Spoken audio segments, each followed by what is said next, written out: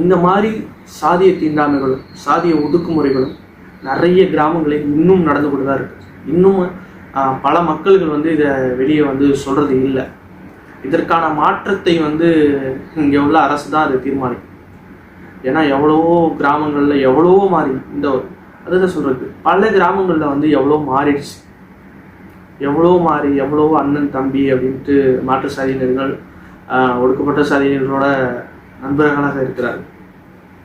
ஆனால் இது மாதிரியான கிராமங்களை வந்து காணும் பொழுது ரொம்ப கஷ்டமாக இருக்குது.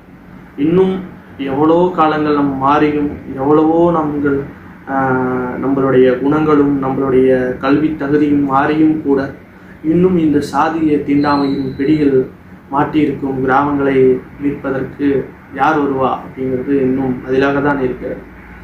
யார் வருவா, யார் கேட்பா, யார் இதற்கு போராடுவா, இதற்கான முடிவுகள் கிடைக்குமா அப்படிங்கிறது இன்னும் பல கிராமங்களில் வந்து